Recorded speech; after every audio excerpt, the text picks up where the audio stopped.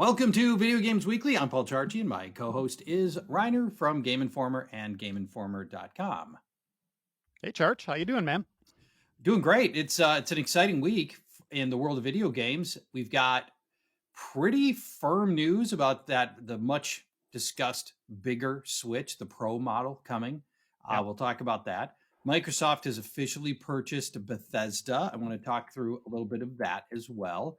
Last week, we promised to spend a little time on the Oculus Quest, some of our favorite games and things you need to be doing for the Oculus Quest, and a little look at what's coming up for the Quest in the future. We'll hit on that as well.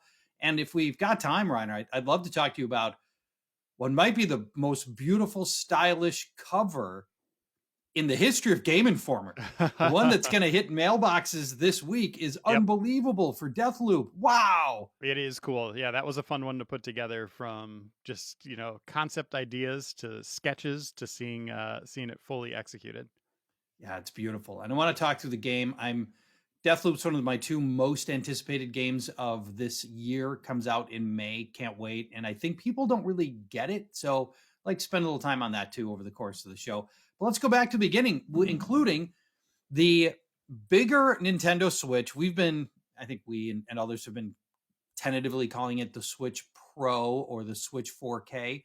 Bloomberg reporting that it's a real thing and it's going to come this year, and that the next model will have a slightly bigger screen at 7 inches as opposed to 6.2 inches. It'll be an OLED screen, so should be very pretty. The screen, when you're playing in handheld mode, will support 720p and 4K when it's docked to a 4K TV. So let's just start right there. What do you think of the bigger screen size on this next Nintendo Switch, assuming this is all true? Yeah, I'm all about it. I mean, they could go full on Apple tablet size, and I would love it. You can't put that in a pocket. You can barely fit it in a backpack. I'm all about the bigger screen. But I think, getting the higher resolution is really going to help. Even on Zelda, as beautiful as that game is, you saw a little bit of mush in the textures, and if they can clean that up, deliver it at a higher clarity, really kind of get those 4K visuals across, even though the screen's still going to be relatively small, right? Yeah, 7 inches. Yep. I think it'll make the world of difference in just that clarity that you want from your games. I think there's a point at which 7 inches doesn't feel that much bigger than 6.2, but maybe there will be a more obvious difference, Reiner. I was expecting it to be bigger, a little bit bigger than that. Yeah.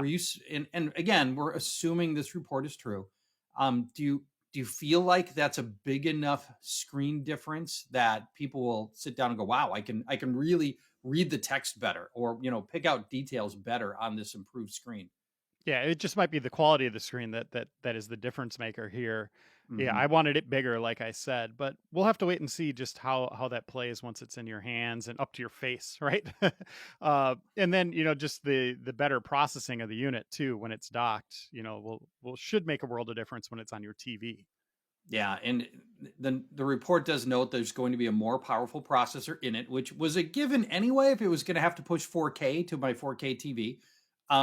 So I would like to believe that with 4K support, a more powerful processor, we're going to see more AAA games like Call of Duty, especially shooters, get ported to the Switch, because now the Switch, although the hardware is still pretty different from what you see in the PS4 and in PCs and the Xbox, but at least you're going to have you have all these 4K assets ready to go, and we'll see more and better ports to the Switch. Do you feel like that's a possibility with this? I do. Yeah, I think you hit the nail on the head with Call of Duty. If they could get that running, or Assassin's Creed running on, the Switch, whatever this is called, we kind of lovingly call it Switch Pro, but it'll have a clever name that doesn't make a lot of sense, but you end up loving it because that's what Nintendo does. Yes. But yeah, if you could get those games on there, they might not be true 4K or even close to 4K. The screen will be capable of that supposedly, but if they could just get those running smoothly on there, Overwatch has shown us that they can do the online infrastructure, right? That's something where Nintendo that's a big part of it. They were way behind for 2 generations, but it seems like they're kind of right there where they need to be now with their online infrastructure for Switch. I'd still want better friends and options there, but lists and options there. But I think, it's light years better than it was, At launch. 5 years, 6 Yeah. years ago. Yeah. Yeah. Is the Switch really 5 and 6 years old? Or Is it 4? I don't know how if old I it is. get his But, 4, Nintendo. 4 sounds right. Yes. Yeah, I'm saying Nintendo Yeah. in general, Well, that's true. I mean, they've, still disturbingly behind in that regard. Allegedly, manufacturing on this new Switch hardware will start in the summer for holiday availability.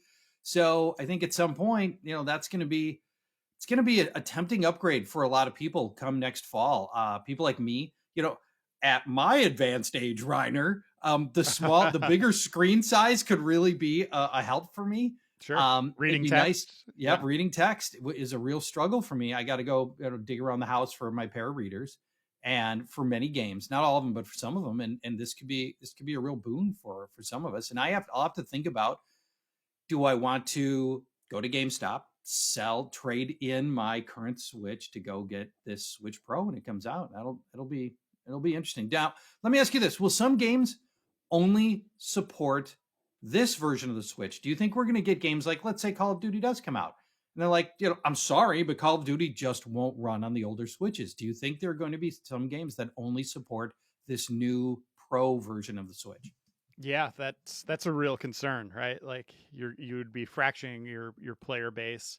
Maybe they're only digital downloads and they only show up on the Switch Pro, marketplace. Yeah, that could be. So people aren't downloading something they can't play. I don't know how that's going to work. We'll have to wait and see. We have to see if this thing's even real. This has not officially been announced by Nintendo yet. It's rumor after rumor going all the way back to last summer, maybe even before that. And so far, nothing. I've talked to developers; they've heard nothing. And that's not uncommon. That's very typical for Nintendo. Yes, they will announce something and launch it, and developers are like, "Oh my gosh!" And then the scramble's real. It's just they're very secretive. They have enough firepower in terms of software internally to fuel the announcement and make you want that thing, and then developers scramble and start making games for it for launch. Yeah. It's I think it's a needed move, but you're right that they have to worry a little bit about people, especially if you're buying a physical copy of a game and it turns out you buy the wrong thing and you buy it for you buy a Pro only game for your old Switch and you're stuck or whatever. And that's something that they'll have to give a lot of thought to, for sure. Let's switch over to the Microsoft news. They've officially purchased Bethesda. We talked about this, 6 weeks ago when the news broke that this was coming. And it's all now been signed, sealed, delivered. And Microsoft made an announcement this morning, officially welcoming Bethesda to the family. And a couple of things from their announcement that I'd like to pass along to you and get your thoughts on, Reiner. The first quote was, "Gamers should know that Xbox consoles, PC, and Game Pass will be the best places to experience Bethesda titles." So let's start there. Now that Microsoft owns Bethesda, and actually I'm going to give you the second part of the quote too. Some new titles in the future will be Xbox and PC exclusive. So, they own Bethesda. They have the right to do whatever they want with their software going forward. What do you think Microsoft will do, and what should they do relative to future Bethesda titles? And especially as it relates to Xbox and PlayStation. Well, really, the PlayStation. And let's just go to the elephant in the room, right? Like the Elder Scrolls, the next core Elder Scrolls game. What should they do with that? Yes. So I think if let's you talk it through. Yeah, if you want to sell Xbox consoles or more Game Pass subscriptions, you make it an Xbox PC exclusive. Yes. And that's the one, that's the one that leads to Charge. Maybe even Starfield, you do that with that one, because that's, that's the same studio that makes those Elder Scrolls games. And that's the next coming one first. That's coming. Yes. Yeah. So I'm all about, if I was on Microsoft's end, on the business end, I'd be like, we paid an arm and a leg for this company. Right. Let's drive traffic to our console. At the same time, if it's all about software sales, which we know that isn't the case with Microsoft, because they basically give it away on Game Pass, right? Like we all subscribe to it and we could play any first party game.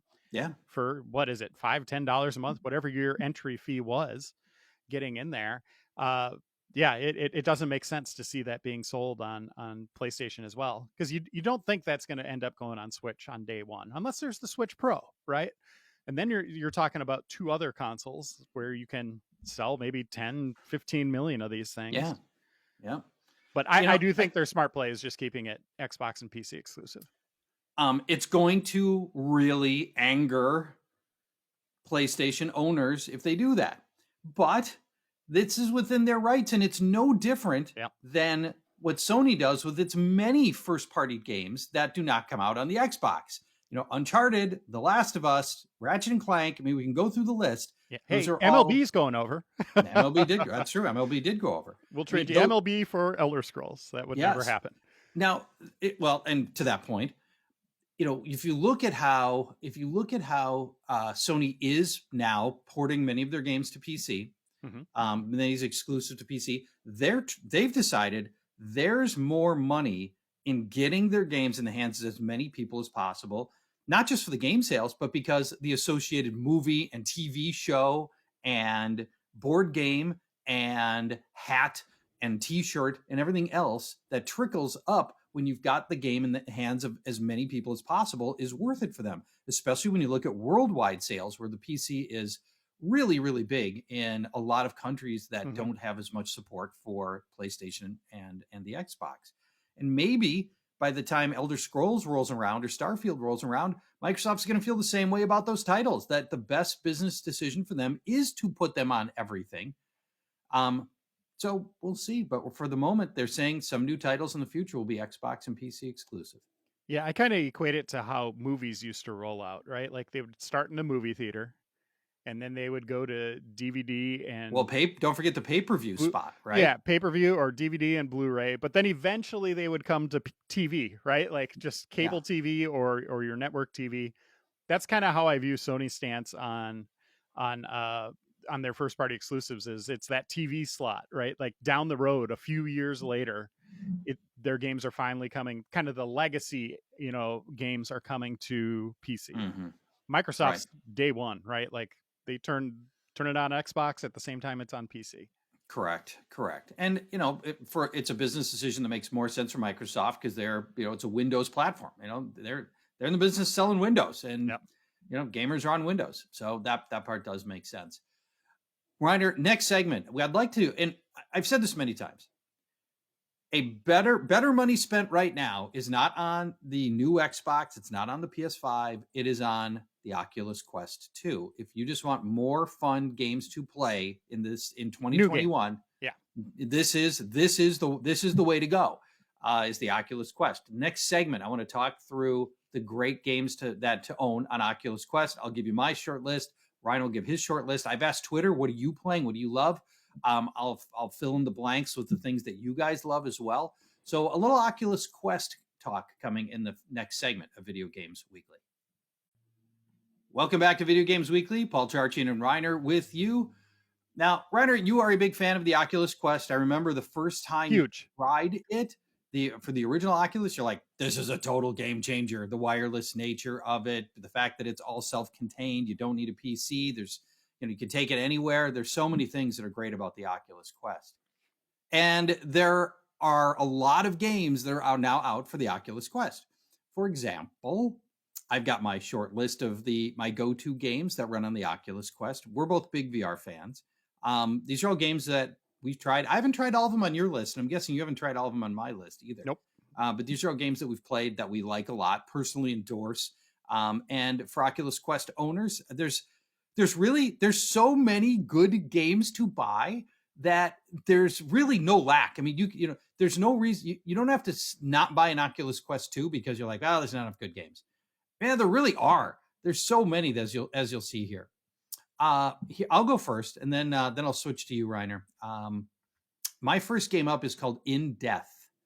In Death is a procedurally generated bow and arrow game in which every time you play, you go through a different random castle, and the castle is filled with enemies that use bow and arrows to kill, and they are shooting back at you. So you're doing some dodging. You can block with a shield. But the fact that it's all procedurally generated is the real key here. And every game feels different, trying to go as far as you can in your run. There's some brutally tough boss fights that you can upgrade to different kinds of arrows, flaming arrows, freezing arrows, ricocheting arrows. In Death is a ton of fun, and just honestly, the bow and arrow mechanic works so well in VR. Reiner, In Death is one of my favorite overall VR games. I got to check that out. Yeah, I've played some games with bow and arrow, and that's always one of the most entertaining weapons to do because you're so active using it, right? Like you're drawing it back, releasing it. Like it just feels so natural the way you aim as well. Yeah, I got to check that out. My first game on your list is The Room VR. And this is a long running series on iOS and tablets and maybe Android. I'm not sure if it's over there, but it is a puzzle game basically, where almost like a puzzle room, right? Like that you can go to at malls and stuff like that. Escape room, you mean? Escape room. Yeah. And what you got to do is interact with objects and figure out, how they link together with other things in the environment. And the way they do this is so clever. They tie it to a story about these ghostly beings. You're kind of seeing snapshots of the past, how things moved around. And the contraptions you use are very Da Vinci Code-esque, right? Like you look at something and it has a lot of moving levers on it, or different knobs, stuff that you got to figure out how to make this thing open up and reveal its secrets, or make it shoot a beam of light at something else. Almost Indiana Jones-esque in that capacity. This game does such a good job of delivering something we call presence, where you feel like you're connected to the environment. You feel like you're naturally there, like it's real. Yeah. And they also do kind of Honey, I Shrunk You Down, or, like I Shrunk the Kids Down type of gameplay, where you are in, like, let's say a giant organ. You're inside the innards of it, and you're moving things around. And really, and in that scale movement, things move a little slower because you're so small. So it's a brilliant game. If you haven't played The Room yet, I highly recommend checking it out on iOS first. And if that captivates you, if you find that to be awesome, definitely give it a shot on Oculus Quest. Yeah, and it's a different game. I'm not going to get the same game twice. Correct. Yep, this is tailored just to VR. Which is fantastic. Super Hot is a game that's been around a while, but the VR implementation is really the best implementation. It's got graphics that are a little bit like Mirror's Edge, in they're kind of all white and blocky, but the concept is the game only moves when you physically move, and there are guys shooting you, trying to punch you, trying to throw things at you, and you can just hold really still and time completely stops. And when you move any part of your body, the game moves. And so there'll be a bullet coming at you, and you have to decide, like, if I start moving and move my body out of the way, can I dodge this bullet? And if there's a point at which you can't, then can I grab something and block it? Or what can I, how can I get out of this? And it's really fascinating to have a game move only when you move. And it's a very good implementation of VR. So that's Super Hot, one of my other favorites. Reiner, what's next on your list? I'm going with, I'm going to call this the first true AAA game on the Quest. Yeah. Right. I know it's on other things as well. We talk about Half-Life being the first AAA VR game, which is true. This one kind of, I think it came before it, but it's a full-on Walking Dead experience. You get a story, a unique story. You get tons of zombie action, awesome physics, crafting, making your own weapons, a lot of crafting. Like that. And it's all done really well. And the interface is kind of one of the stars of the show here is just how clever and thought out the gameplay mechanics are that allow you to, mow down these zombies, deliver jump scares, make you move from environment to environment. I think it's really well done. The best Walking Dead game since Telltale's first season. With Clem, and Lee. What a great game. Geez. Yeah. But yeah, if you have a Quest and you want to see what it's capable of, or a Quest 2, I think The Walking Dead Saints and Sinners is the game to get, graphically and gameplay wise. The next one is sort of a layup. It's called Beat Saber. It's the best-selling VR game of all time. It is, in a way, it's Guitar Hero for VR. It's a rhythm-based game in which you use lightsabers to slash at notes as they come at you in virtual reality. And it's it starts on simple modes, and it's with slow moving notes and very few of them coming at you. And as you ratchet up the difficulty, it's notes flying at your head, and you have to dodge and swipe. And Beat Saber is tons of fun for anybody who loves music games and rhythm games. And you can hack it on the Oculus Quest so that you can hack in more than just the songs that it came with. The songs it came with are primarily, now there's no songs, it's all just like, they hired a couple of different bands that you've never heard of. And the songs are fine, but you get tired of those songs. You want to play new songs. The Oculus Quest people have hacked in all the songs you really want to play and really want to hear into Beat Saber. So Beat Saber, it's a layup, Reiner, but it's almost a must buy, right? Yep. And if you like that game and you want that to be kind of an exercise routine, go with Supernatural. Because Supernatural is basically Beat Saber, but geared to moving your body more, giving you more motions where you're moving every muscle, your legs and your arms. It's also brighter than Beat Saber. Yet you're using lightsabers, hitting, nodes that are flying at you. Very much the same thing, but it just, you're flying in the clouds or over these beautiful sunlit mountainscapes, and same kind of thing, a layup in terms of, just the gameplay mechanics and how it works in VR. It's just a natural fit, but this one has more of a, it's more about fitness. And I think it's great. It is more about fitness, and it puts you into these sort of pristine, beautiful, it almost feels like a Peloton experience on VR, where you'll be flying over the Swiss Alps or something like that, and it's very, very, it's very pretty. And I can see where this would have a lot of appeal, frankly, I think, for women. I mean, it appeals to me too, but I think if you want Beat Saber in a more taciturn, workout oriented game, this is Supernatural is the way to go. And they should have named it Supernatural. I mean, Supernatural conjures up ghosts and demons and ghouls and stuff, and it could be less like that. Yeah. But get some wet wipes too to wipe down your headset, because this will make you sweat. So will Beat Saber. Yeah, and don't play it anywhere near anything you can hit, because you will be moving your body and your arms all over the place. And so that's something else to consider when you play Supernatural. The next one on my list is called Racket Nx. It's also a good workout. It is it's like racquetball, a futuristic racquetball, Reiner, where you're in a 360-degree curved room. It's got multiplayer, competitive multiplayer, and instead of just like blank walls, it's got areas of walls you're trying to hit and trying not to hit, and hitting the walls in different ways and different shapes and things on the walls will do different things. And the ball physics are really spot on. And there's a little bit of a workout to it as well, as you're swiping at the ball, hitting the ball around the room and trying to really get the accuracy down on your shots and getting spin on your shots. Racket Nx is really fun for anybody who likes a racket style motion and wants to potentially play that in a competitive spot. So definitely recommend that. What's the next one on your list?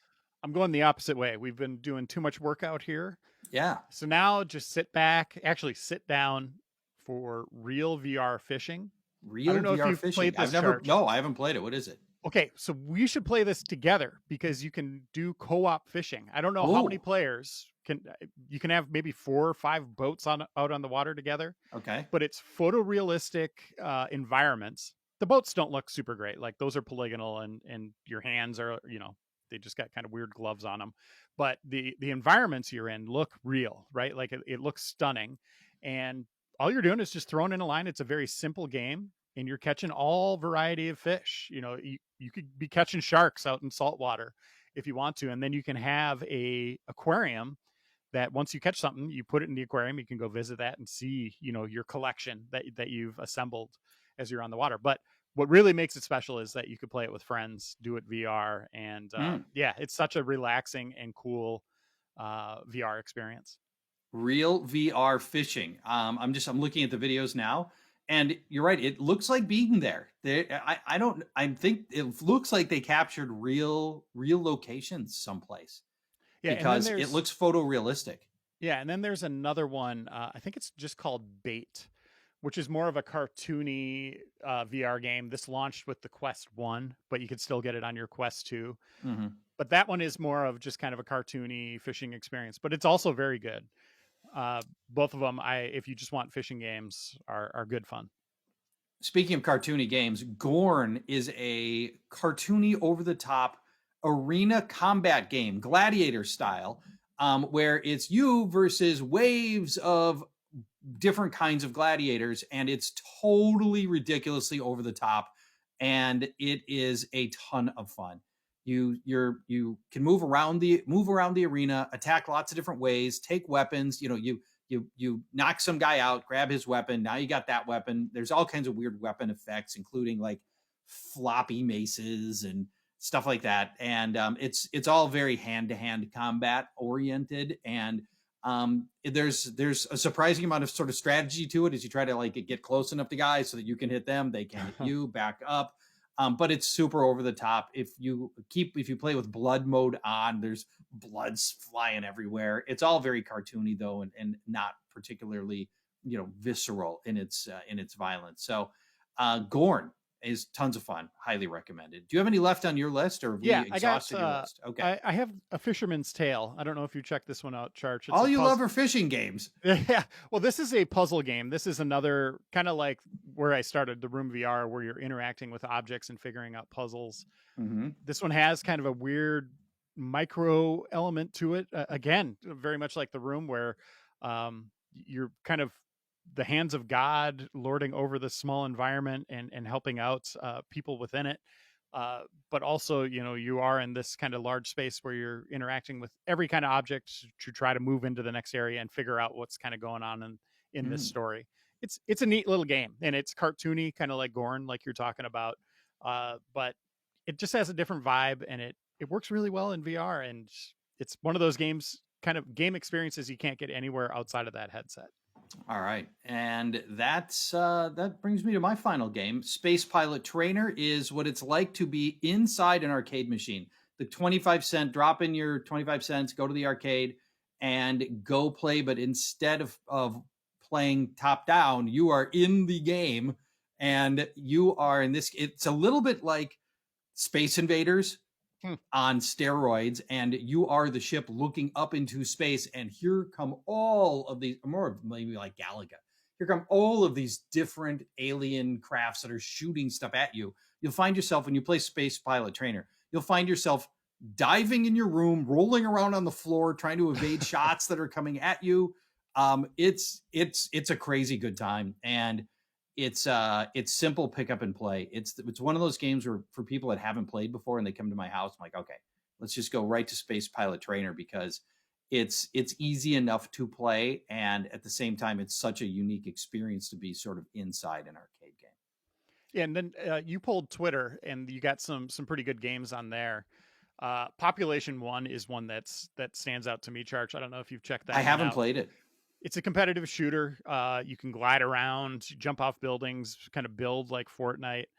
I just play so many other competitive shooters that I have not spent much time in it, but it's really well done. And aiming in VR, is handled very well as twitch reflexes. Yeah, and I think this game handles both of those really well, and it looks pretty cool. In terms of visuals, it's bright. Character models aren't great, but the environments look pretty great. My Twitter followers also recommend Pro Putt by Topgolf, and because it's Topgolf and putting, so it's good. It's coming here. It's a Topgolf style game for people who want to simulate golfing in the winter in Minnesota. It never seems like a bad idea. So, it really seems there are other golf games out. This is the one that everybody seems to go to, and I haven't played it, but Pro Putt is what it's called, and it's branded Topgolf. So people say it's great. Thrill of the Fight is another boxing one, yeah. Reiner. Yeah, boxing. It's a great, you want to work out. Oh man, the boxing games will work you to death. Thrill of the Fight. And let me tell you, Reiner, it's intimidating in VR. Yeah. In a way that you've never seen before. Glass Joe is nothing like this. When you feel like you're in the ring and you are looking up at a guy who's 2 feet taller than you and about twice as big, Yeah, I'm telling you, it's physically intimidating. Yeah, and it looks pretty good too. And for me, Charge, I was just working out on the punching bag on it, and I was like, I'm tired. I'm done. I'm not even getting in the ring. I'm not ready. The last VR game that you guys mentioned on Twitter for VR and Oculus Quest in particular is called Echo Arena. Reiner, are you familiar with this at all? Yeah, that's old school. Or old school as in a few years ago. I think this is one of the first ones. I can't remember the engine. It might be I can't remember. Unreal? Don't know. I don't remember the engine that runs it, but it conceptually, it reminds me a little bit of Rocket League in space, where there's not really any gravity, and you and two others fly around an arena, and there's one like ball, and you're trying to get the ball into the opponent's goal. It's free, by the way. Echo Arena VR is free, and the premise though is that makes it a little bit different is the arena's got all of these shapes that and polygons that sort of block they're stationary, but they make it so you can't just like throw at the goal from anywhere. You have to sort of find an angle around the blocks as well, and you can interrupt each other. You go over and punch each other to get to knock somebody off the ball and to disable their guy for a second. And this is from Ready at Dawn. They did Lone Echo and Lone Echo 2. Those are the two games I was thinking about. Yeah. But they also did, remember on PlayStation 4 exclusive, The Order 1886. Oh, yeah. We thought that was going to be great, and it bombed. It did. Yeah, nobody played that. I enjoyed it for what it was, but it was a very shallow, just kind of straight up action game, just a generic shooter. But boy, was it gorgeous. And I was hoping they'd get another crack at it, but nope, that series was one and done. All right, some final things on the Oculus Quest. Mark Zuckerberg says that they're already working on the Quest 3 and the Quest 4. And he says they're really going to, this will not surprise anybody if you know Facebook at all. The tech advancements are going to be around more and better social interactions. And he talks about eye tracking and facial tracking. And here's a quote from Mark Zuckerberg. On the VR side, I think the biggest thing that we're focused on now are how do you pack more sensors to create better social experience into the device? To run each sensor requires more CPU power, and that generates more heat and creates all these different issues. When I think about where you're at with VR today, there's some pretty great games and different experiences, but I'd love to get to the point where you can have realistic avatars of yourself and where you can make authentic eye contact with someone and have real expressions that get reflected on your avatar. So what do you need to do that? Well, you have to be able to do eye tracking to do eye contact. You need to have some sensors, some sense of face tracking or sense of what's going on with the person's expressions in order to be able to have those emotions come through naturally. So he's looking at trying to really analyze your face and recreate that so that when Reiner, you and I are in a VR chat room, and VR chat's super popular too, by the way. It's another application. You get to see my face, and you can see exactly what my face is doing, just like us talking in real life. I picture this being like in my mind. I see it like facial motion capture with all the dots on your face. Like you're going to have to put little sensors on your face, or you're going to be wearing like a full helmet, like Darth Vader style helmet, as you're playing these. I don't know about how they're ever going to get your facial expressions without you just making some crazy device that goes on your head. I just want our headsets to get smaller and smaller, to be smaller like and glasses, lighter. right? Yeah, smaller and lighter would be great. Thank you. I take that over more power, I think. Or what Cyclops wears in the X-Men, right? Just this little visor. But yeah, this sounds crazy, but it could be cool, right? Like being able to see your friends in VR, lawnmower man style. I don't know what it's going to be, but that sounds bonkers though, to pick up on that.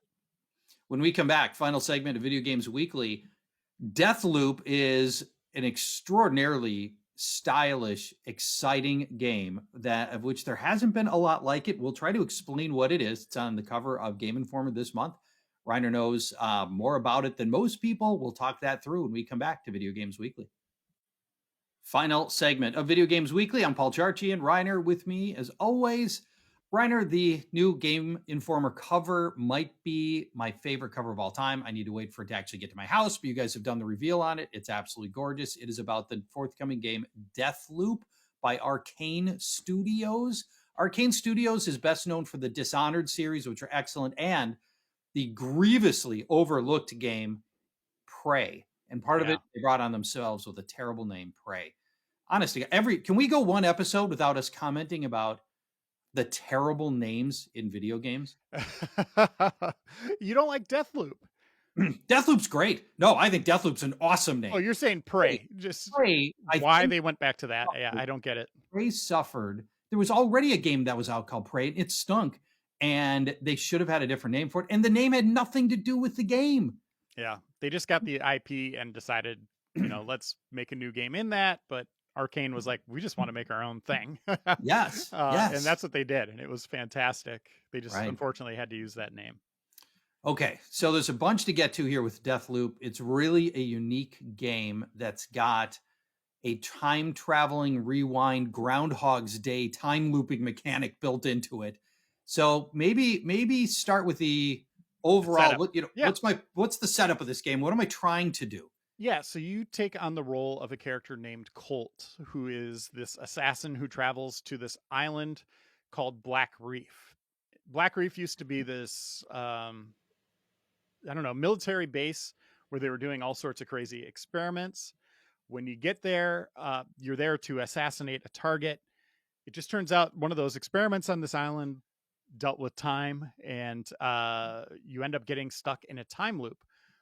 But the base has been derelict for a long time. There hasn't been stuff going on there. So basically, there's a party going on the island, and that's why you're there.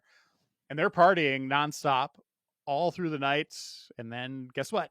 Time resets, and they keep partying, and they don't know that they, had anything reset in their lives except you, Colt. There's something about you that you can kind of cut through these loops, right? And can make progress and remember things and try to figure things out. And I believe you need to take down 8 targets. I think that is the number within one loop. So think Bill Murray's Groundhog's Day, where he had to make everything perfect in a day and embrace life to its fullest. Spoiler. That's kind of what you need to do here, but a very dark version of that, right? You need to figure out how to drop 8 people within one loop to make it to the end of the game. Yeah. So it sounds like, I don't know if I have to get all 8 perfectly. I have to get all 8 of these targets. I got to kill all 8 of these targets. These poor people are just partying, and here I am, knocking them. I'm knocking them dead. It sounds like. Well, there's other foul things afoot as you learn as you're going. I'm sure going through it. Yeah, I'm sure. Apparently, there are 4 zones that you have to play in, and 4 times of day. And you've got free reign within the zone, and you can stay there and do whatever you want in that zone for as many times as you need, I guess. But then you leave that zone, and time moves to the next time slot, and that advances time in this game. And that's part of the death loop, but you can only visit each time zone one time, which sounds more complicated than it probably is. What I do like is the things that you do and the path that you take will affect what the targets do and where they go next. And as one example, one hit you might perform a hit, and then people go, well, I got to call a doctor. And so they run to the phone, they call doctors. Yeah. Doctors show up in the room. Now you got to deal with that. And so the decisions that you make and the way you go about it will have a domino effect, butterfly effect on all the people around you. Yeah, it's such a cool idea. And if you think Hitman, the Hitman games, when you get spotted or something and your target runs, that's very much what you're seeing here, but on a much larger scale in how all 7 other targets might be affected by something you did, right? Or everybody's going to have, if this pans out the way I think it's going to, different playthroughs or different things happen. This will be a very good water cooler game of what happened, or how did you get this or that. And then there's even a kind of a multiplayer element where you have there's a target in the game that is controlled by other players. Yes. How about that? Yeah, which is going to be very interesting to see how that plays out, when this game ships. later this summer. It's right around the corner. So I believe May, which we talked about last week, those 3 big PlayStation 5 exclusives. This is PlayStation 5 and PC. Yep. So PlayStation this 5 is and PC. to go all the way back to one of our first segments on the show. But Microsoft purchased Bethesda. That is locked up today. This deal, even though it's published by Bethesda, was made before that merger. So they are honoring it, the deal they made with Sony. Yet this is probably one of the biggest new next-gen games, coming out. And even though Microsoft owns Bethesda, it's only going to be on PlayStation 5. You won't be able to play it on Xbox at least this year. We don't know how long the time. We don't know how long, is. right? Yeah. Eventually, it'll make its way to the Xbox, and we talk about this a lot. The advantage of being a patient gamer is, in the case of Deathloop, by the time it comes to Xbox, they'll have hammered out all kinds of bugs and gameplay issues and everything else, and you'll probably get all the DLC packed into it as well. And there's a lot of times there's a good reason to wait. Now, in Deathloop, a lot of people have compared it to a particular piece of DLC for Prey, Arcane's other game, called Moon Crash. Yeah. And in Moon Crash, it created a random space station that was different every time you played it, with different enemies in different rooms and different treasure all over the place. Does Deathloop have that level of randomization in it? Not quite, but you can definitely see that kind of inspiration, or the foundation there. That Moon Crash was a kind of a test for what they wanted to do next, right? Mm-hmm. And they did it in a very active environment. But we'll have to see. We've only seen a small slice of Deathloop. You'll see videos on GameInformer.com and our YouTube site over the entire month of March. So definitely check those out, and you can get a pretty good look. And boy, is the game stylish. Oh yeah, it really is. It's beautiful. Just when you think there can be, we've run out of different ways to visually impress us in different settings. This is a game that it looks really fresh and different, and I love that. Arcane always, in all of their games, whether you're going back to Dishonored or Prey, Arkane Studios, they always give you a lot of different ways to solve any scene. And I think that's coming to Deathloop as well. So that, if you want a stealth approach, or if you want a guns blazing approach, or whatever approach you want to have, there's going to be a way for you to solve different scenes different ways. Yeah. And, I think that's Arcane's bread and butter, like to a T. The Dishonored games, boy, you could take your time and pick away at an environment, or go in guns blazing, or superpowers blazing, right? Supernatural powers. Yeah. They really embrace player choice and freedom. And it doesn't feel like it's just picking A, B, or C. And at any given time, you feel like you could do whatever you want. Experiment, try to figure things out to make it to your goal. I love that about Arcane's games. So a lot of Deathloop stuff coming on the website and in the pages of Game Informer. So we encourage you to check that out. And I think 5 minutes of watching gameplay, they've given us very little footage to work with, and basically no gameplay. And I think that's part of that's why people have struggled to understand Deathloop a little bit. I'm excited to see what you're going to have at GameInformer.com, Reiner. Yeah, you're going to see something different. Yeah, something different finally. Yeah, and it's worth seeing, 100%. Better get our arms around exactly how Deathloop looks. It's gonna be a big deal when it comes out. Changing gears, I asked Twitter yesterday, Reiner, name a game you loved that almost nobody remembers, and I got a ton of responses, as you can imagine. And I think people love sticking up for the little game that nobody picked up on, right, that you loved. And just fell through the cracks and nobody played it.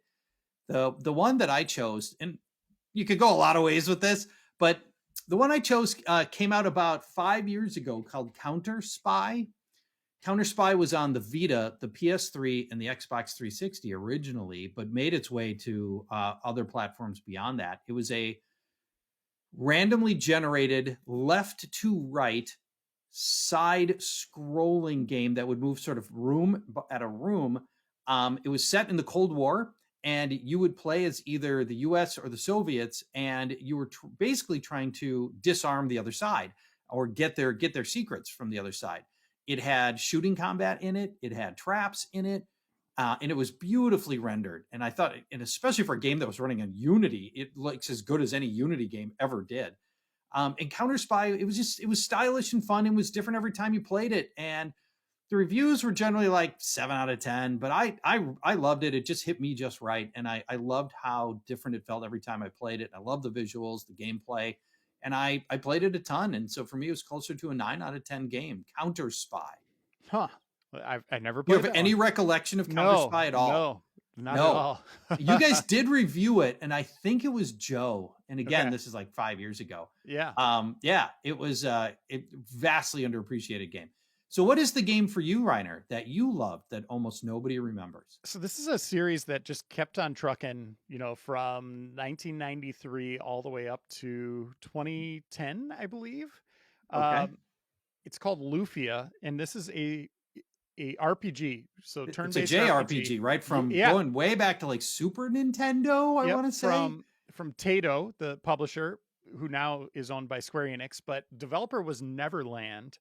And yeah, everybody was playing Final Fantasy on Super Nintendo, but Lufia was right there, in my opinion, as, you know, this is an RPG that forced you to grind at times. That was kind of unheard of at the time, where you get to the next area and it's like, whoa, I'm super underpowered. I probably can't go there.